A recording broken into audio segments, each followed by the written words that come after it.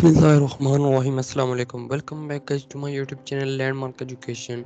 और आज हम डिस्कस करेंगे constructor in C plus plus और डिस्ट्रक्टर क्या होते हैं। कंस्ट्रक्टर और डिस्ट्रक्टर क्या होते हैं, ठीक है। स्टार्ट करते हैं अपना आज का लेक्चर। अच्छा तो यार, अगर आप मेरे चैनल पर नए हो तो फ़ौरन से चैनल को सब्सक्राइब कर लो, साथ दिए गए बेल आइकन को प्रेस करो ताकि मेरी हर नई वीडियो आप लोग तक पहुँच सके, और वीडियो पसंद आए तो लाइक करो, ठीक है।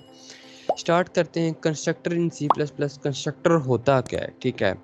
अब ना, अगर लेट्स सपोज हमने किसी भी वेरिएबल को मींस किसी डाटा मेंबर को क्लास में इनिशियलाइज करना है, ठीक है। कोई डिफ़ॉल्ट वैल्यू, कोई ज़ीरो वैल्यू या कोई अदर वैल्यू जो हम चाह रहे हैं कि भाई हम मेन से पास करें और इसमें इनिशियलाइज करवाएं, वो बाय यूजिंग फंक्शन भी हो सकती है। वो हम फंक्शन कॉलिंग के ज़रिए करें, पैरामीटर पास करें, वो तो हो सकती है। बट अगर हमने सिंपल, जिस तरह हम अपने प्रीवियस मेन में वेरिएबल्स को इनिशियलाइज करते थे, इस तरह हम क्लास में तो सिंपल डिक्लेयर कर सकते हैं, बट इन कंस्ट्रक्टर में हम उनको इनिशियलाइज कर सकते हैं, ठीक है। अब होता क्या है, कंस्ट्रक्टर बनाते हैं ना, constructor is called whenever object is created, ठीक है। अब बात यह आती है कि अच्छा जी, हमने कंस्ट्रक्टर बना लिया, उसमें हमने वेरिएबल इनिशियलाइज करवा लिए, ठीक है। तो अब हम इसको बुलाएंगे कैसे? आपने इसको बुलाना नहीं है, ठीक है। ये ऑटोमेटिकली कॉल हो जाता है। कॉल कब होता है?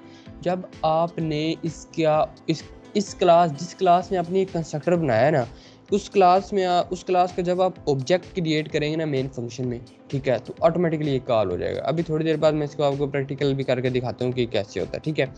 अब इसका कंस्ट्रक्टर बनाते कैसे हैं? क्लास ले ली हमने माई क्लास के नाम से, ठीक है। अब ये बात याद रखें, एक्सेस स्पेसिफायर लगाना मस्ट है। अगर आप पब्लिक नहीं लगाएंगे तो ये बाय डिफ़ॉल्ट प्राइवेट हो जाएगा। ये मैंने अपने प्रीवियस एक्सेस स्पेसिफायर वाले लेक्चर में आपको डिस्कस किया था, ठीक है। अब ये हमने क्या कर लिया, सिंपल कंस्ट्रक्टर को डिफाइन कर दिया। अभी हमने कहा कि इस नाम का भाई कोई कंस्ट्रक्टर, ऐसी कोई बॉडी हमने अभी नहीं बनाई, ठीक है। सिंपल इस तरह का कंस्ट्रक्टर होता है, क्लास का नाम होता है वो, और आगे उसके राउंड ब्रैकेट्स होती हैं। कोई रिटर्न टाइप नहीं होती, ठीक है, कोई कुछ नहीं होता, बस सिंपल क्लास का नाम और आगे राउंड ब्रैकेट, ठीक होगा।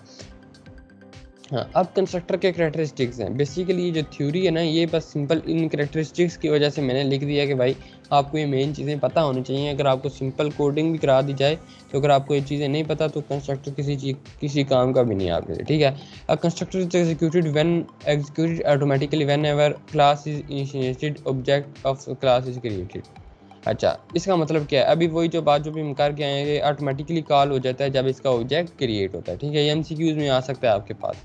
It always has same name as the same in class which is defined. मतलब ये वही नाम, कंस्ट्रक्टर का वही नाम होगा जो आपने क्लास का रखा है। क्लास का अगर लेट्स सपोज आपने क्लास का नाम रखा है जी कार, अगर कार आपने कैपिटल अल्फ़ाबेट्स में रखा है तो इसका नाम भी आपने कैपिटल अल्फ़ाबेट्स में ही रखना है, ठीक है। सेम नेम होना चाहिए, अदरवाइज ये एरर देगा, ठीक है।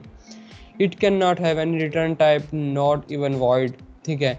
इसकी कोई रिटर्न टाइप नहीं होती। वो कह रहा है वाई, क्यों नहीं होती? भाई हमने इसमें कोई रिटर्न टाइप वगैरह कुछ नहीं करना होता, हमने सिंपल इसमें ऑब्जेक्ट क्रिएट करने होते हैं, ओके, इनिशियलाइज करने होते हैं डाटा मेंबर्स को, ठीक है। It's normally use to initialise the data member of class, ठीक है। ये देखें, ये वही बात, जो बातें मैंने आपको थोड़ी देर पहले बताई हैं ना, ये सारी वही लिखी हैं कि ये किस लिए यूज होता है, डाटा मेंबर ऑफ क्लास को इनिशियलाइज करने के लिए, ठीक है।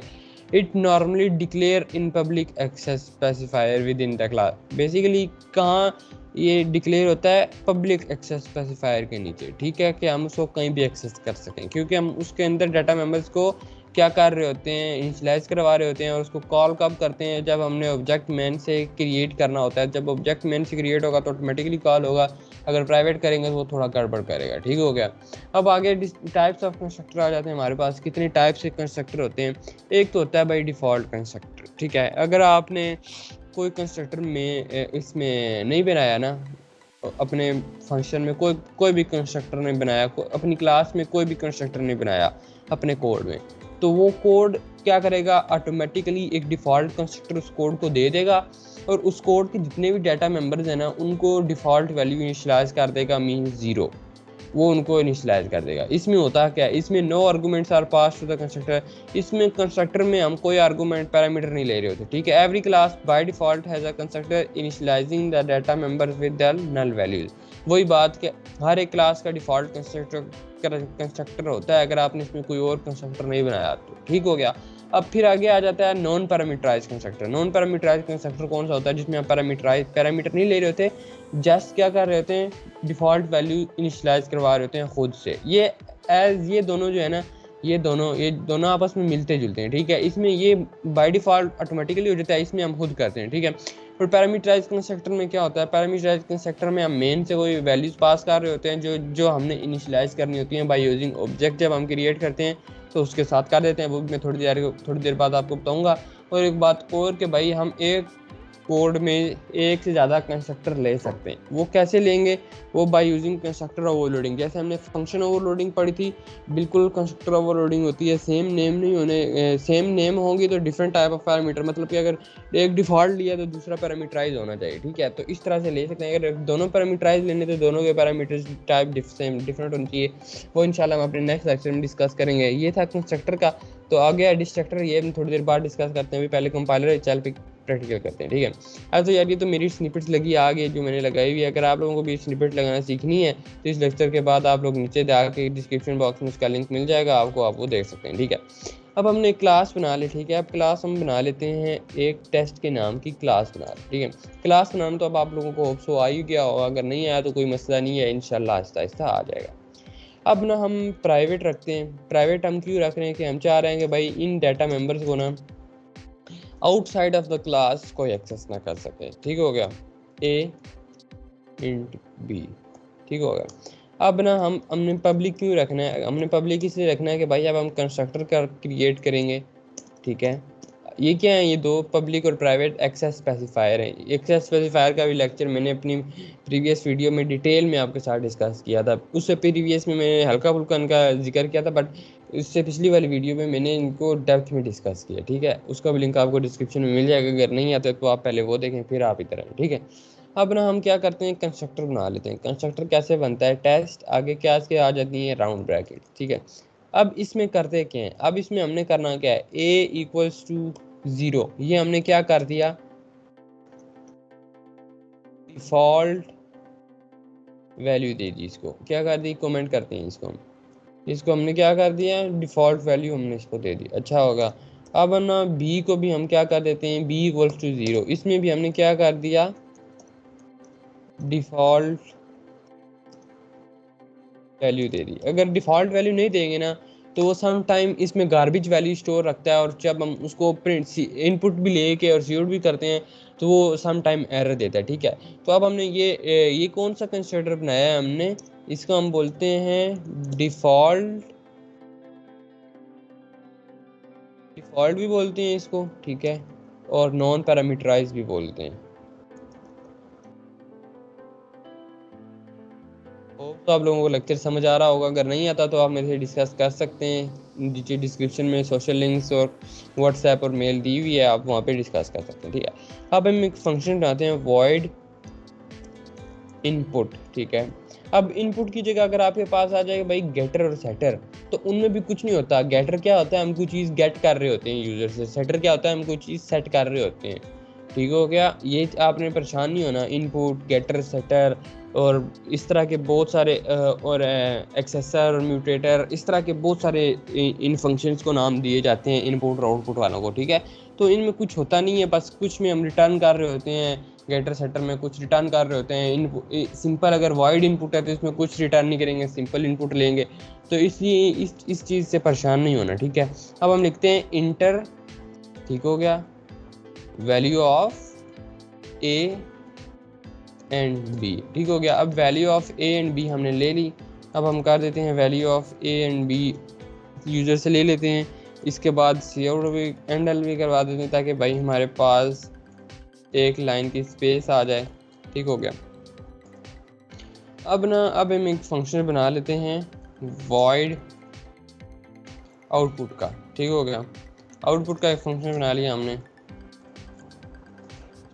इसमें हम करते हैं क्या,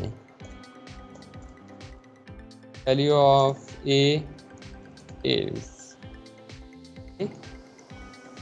ठीक है, एंड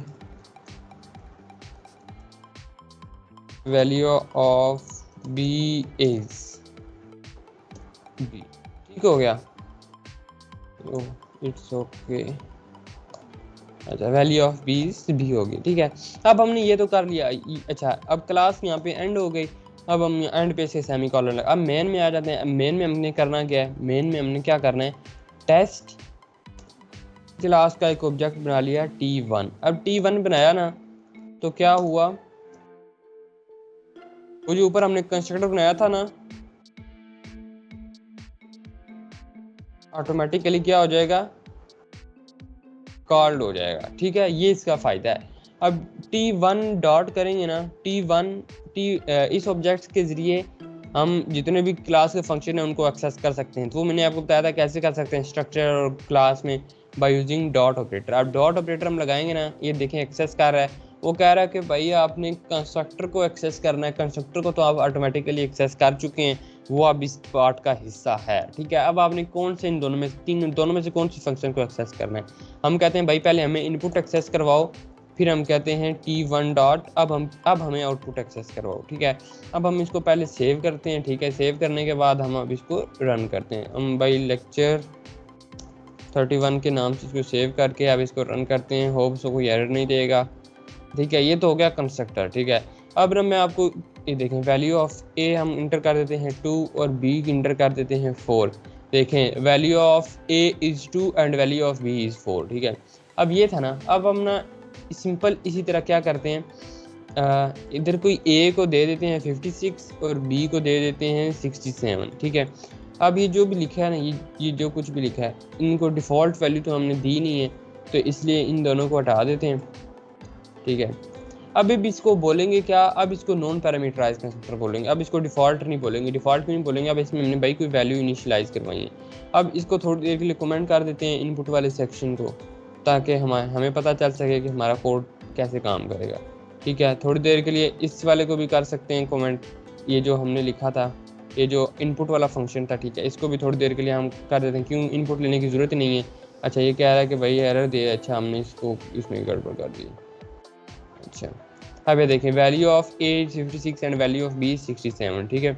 अगर अदरवाइज आप ना, एक मिनट रुकें, मैं ना एक प्रैक्टिकल छोटा सा करके आपको दिखाता हूँ। इसको भी हम थोड़ी देर के लिए क्या करते हैं, कमेंट करते हैं। ये जो आपको नज़र आ रहा है कंस्ट्रक्टर, इसको भी हम थोड़ी देर के लिए क्या करते हैं, कमेंट कर देते हैं। कमेंट कर दिया हमने, ठीक हो गया। इसको तो हमने कमेंट कर दिया। अब यहाँ पे हम करते हैं a equals to 3 and b equals to 8। अब कंपाइल करके देखिएगा, वैल्यू ऑफ इज 3, किसकी वैल्यू है भाई हमें पता हो ना। अच्छा ठीक है, 3 एंड b इज 8। ये देखें, क्या लाजमी नहीं है कि आप कोई कंस्ट्रक्टर बना के ही इनकी वैल्यूज़ को इनिशलाइज या डिक्लेयर कर सकते हैं, ठीक है।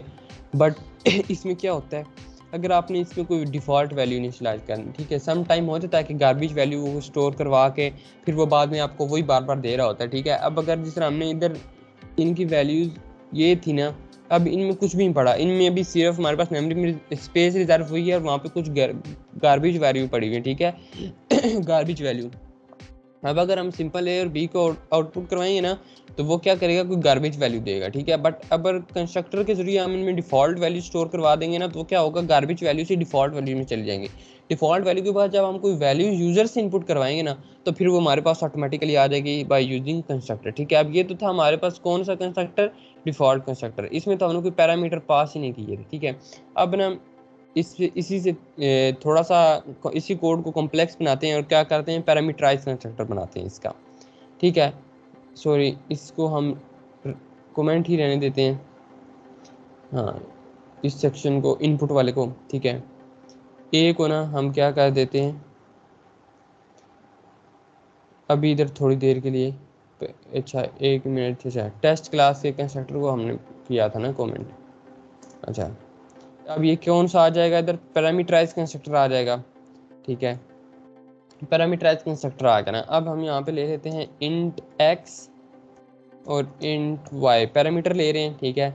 अब यहाँ पे हम कर देते हैं a इक्वल्स टू x और b इक्वल्स टू y। अच्छा अब ये कौन से हैं, पैरामीटराइज कंस्ट्रक्टर, मतलब कि जो हम मेन से इन फंक्शंस में पास, अच्छा अब ये देखें मेन से इस फंक्शन को इस कंस्ट्रक्टर को कैसे वैल्यू पास होती है। अब जब ऑब्जेक्ट ऑटोमेटिकली क्रिएट हो गया है, तो जब ऑब्जेक्ट क्रिएट हुआ है तो उसी के साथ ही फंक्शन कॉल होना है, तो हम इसी में वैल्यू पास कर देते हैं 4 और 5। अब इसमें हमने वैल्यू पास की है ना, तो अब ये देखिएगा ऑटोमेटिकली वो इधर x 4 रिसीव कर लेगा और y 5 रिसीव कर लेगा और हमें आउटपुट दे देगा। होप सो कि यार ये देखें, value of a is 4 and value of b is 5। ये कौन सा था? ये पैरामीटराइज कंस्ट्रक्टर था। अगर आपने स्ट्रिंग लेनी है तो आप इसकी टाइप इन स्ट्रिंग लेंगे, तो अगर आपने कोई स्ट्रिंग स्टोर करवाना है, इंटीजर से कोई स्ट्रिंग हो जाएगा और यहाँ पे आपने इंटीजर की जगह कोई स्ट्रिंग वैल्यू आपने इधर पास कर देनी, तो वो उसमें स्टोर हो जाएगा। होप सो आप लोगों को कंस्ट्रक्टर अच्छे से समझ आ गया होगा क्या होता है। नहीं भी आया तो आप फिर भी मुझसे पूछ सकते हैं, कमेंट करें, नहीं तो मुझे मैसेज करें या मेल करें, मैं आपको इंशाल्लाह रिप्लाई दूंगा। ठीक है, अब चलते हैं डिस्ट्रक्टर की तरफ कि डिस्ट्रक्टर हमारे पास क्या होते हैं। Destructor has same name as that of class. अच्छा, अब जिस तरह हमने कंस्ट्रक्टर पढ़ा कि भाई सेम नेम होता है, डिस्ट्रक्टर भी वही होता है। ठीक है, a destructor can not return a value and can not take any argument. अच्छा, कंस्ट्रक्टर में तो ये था कि भाई हम इसमें आर्गूमेंट्स भी ले रहे थे और रिटर्न टाइप तो इसमें नहीं थी, बट आर्गूमेंट्स ले रहे थे। ठीक है, बट इसमें ये कुछ भी नहीं करता। ठीक है, a destructor can not overload. एक क्लास में भाई आप एक ही डिस्ट्रक्टर बना सकते हो। ठीक हो गया, अ class can thus have only one destructor, मतलब ये ओवरलोड नहीं कर सकते तो एक ही डिस्ट्रक्टर होगा। ठीक है, if do not explicitly define a constructor the compiler provide a default empty destructor. अच्छा, अब ये डिस्ट्रक्टर करता क्या है? अब इस डिस्ट्रक्टर का काम क्या है? अब जिस तरह हमने ना, अब चलते हैं इस पर थोड़ी देर पहले इसका सिंटैक्स देख लेते हैं। होता किस है? डिस्ट्रक्टर को बनाने के लिए ना पहले टिल्डा का सिंबल आता है, ये जो सिंबल आपको नज़र आ रहा है। ठीक है, फिर इसके बाद क्लास का नाम आता है और ये बना देते हैं। ठीक है, और इसमें ना इसकी बॉडी में हम क्या, ये बेसिकली अब ये जब बना है ना, तो अब ये जब बना है ना, तो ये क्या करेगा कि जो भी हमने ऑब्जेक्ट बनाया होगा ना उसको डिस्ट्रॉय कर देगा। मतलब कि मेमोरी में जो भी स्पेस रिजर्व हुई होगी ना, तो उसको डिस्ट्रॉय कर देगा। अब बेसिकली देखें, अब हमने ये क्लास बनाई है ना, तो ये क्लास किसी काम की नहीं है जब तक हमारे पास ऑब्जेक्ट नहीं है। ऑब्जेक्ट बनता है तो इसकी स्पेस मेमोरी में रिजर्व होती है, स्पेस इसको मेमोरी से मिलती है। जब हम डिस्ट्रक्टर बनाते हैं ना, तो ऑब्जेक्ट मेमोरी से डिलीट हो जाता है, तो इसकी स्पेस भी ख़त्म हो जाती है। तो बेसिकली क्या काम करता है, जितनी भी हमने स्पेस ली होती है इसको ख़त्म कर देता है। ठीक हो गया। अब ये कहेंगे यार क्लास तुम्हारे पास बनी रहती है तो मेमोरी में स्पेस कैसे रिजर्व नहीं होगी? देखिए, मैंने अपने फर्स्ट लेक्चर में कहा था, अगर क्लास बनी है तो बेशक बनी रहे, जब तक आप मेन में ऑब्जेक्ट नहीं बनाएंगे इस क्लास का, तो ये क्लास आपकी किसी काम की नहीं है। ठीक है, अब चलते हैं कंपाइलर पे। मैं इसी कोड में आपको थोड़ी सी चेंजिंग करके दिखाता हूँ। ठीक है, अब इस कोड को हमने आई थिंक इसी में चेंजिंग कर लेते हैं थोड़ी सी। ठीक है, अच्छा, जिस तरह हमने पैरामीटराइज कंस्ट्रक्टर बनाया ना, तो अब हम यहाँ पे करते क्या हैं, इसका मैंने आपको डिस्ट्रक्ट यहाँ पे पहले मैं कमेंट कर देता हूँ, डिस्ट्रक्टर है हमारे पास। ठीक है, अच्छा, अब इसको बनाते कैसे? मैंने आपको क्या कहा, टिल्डा का सिंबल आता है, नेम ऑफ क्लास, ये। अब ये जब हमने बनाया ना ऑटोमेटिकली, तो इसकी बॉडी में हमने करना क्या है? अगर तो डायनामिकली कर रहे हैं ना, वो हम आगे जाके इंशाल्लाह डिस्कस करेंगे। अभी हम इतना कुछ नहीं कर रहे, डायनामिकली कर रहे हैं तो वो तुझे लिखना पड़ेगा ऑब्जेक्ट। अभी सिंपल हमने क्या करना है, सी आउट करवा देना है भाई, object is object is destroyed. ठीक हो गया। अब ये क्या करेगा, कहेगा कि अच्छा जी ऑब्जेक्ट डिस्ट्रॉय हो गया। अच्छा, अब अच्छा ऑब्जेक्ट डिस्ट्रॉय हो गया यार, चलो कोई बात नहीं। अच्छा, अब ना हमने किया क्या है, t1 डॉट आउटपुट किया है ना, t1 डॉट आउटपुट। अच्छा, इस अब हम ना रन करके देखते हैं कि ये डिस्ट्रक्टर काम कर भी रहा है कि नहीं। अच्छा, इसको हम नेक्स्ट लाइन पे पहले इधर एंडल डाल देते हैं इसके एंड पे, ताकि हमें पता चल सके। अच्छा, देखते हैं, object is destroyed, object is destroyed. अच्छा, अब ये क्या दे रहा है, value of 4, value of A is 4 and value of B is 5 है ना। अब इसने ऑब्जेक्ट को डिस्ट्रॉय कर दिया। ठीक है, अब इसी फंक्शन को हम इधर से कॉपी करते हैं। ठीक है, कॉपी करने के बाद इधर इसको पेस्ट करते हैं। ठीक होगा। होप ये थोड़ा सा यार कॉम्प्लेक्स हो रहा है कोड, मुझे पता है, मुझे खुद ये थोड़ा सा कॉम्प्लेक्स लग रहा है, बट कोई बात नहीं, सीखेंगे तो ये आएगा। ठीक होगा। अच्छा, डिस्ट्रक्टर के बाद ना हम इस फंक्शन को लिख लेते हैं और इस फंक्शन को ना हम एक बार एक से दोबारा कॉल कर लेते हैं। ठीक हो गया। अब ना अब देखते हैं आप हमारे पास क्या आउटपुट आएगी। अब ये देखें, अब वो क्या कह रहा है, विदाउट वॉइड टेस्ट आउटपुट। अच्छा, कैन नॉट बी ओवरलोडेड। अब ये देखें, अब वो कह रहा है कि भाई आप एक ही बार दो फंक्शंस नहीं बना सकते, अच्छा नहीं बना सकते, चलो हम इसको काट लेते हैं, ठीक हो गया। उम्मीद है आप लोगों को आज का लेक्चर समझ आया होगा और पसंद भी आया होगा। मिलते हैं अपने नेक्स्ट लेक्चर में, आज तक के लिए इतने, क्या, अल्लाह हाफिज़।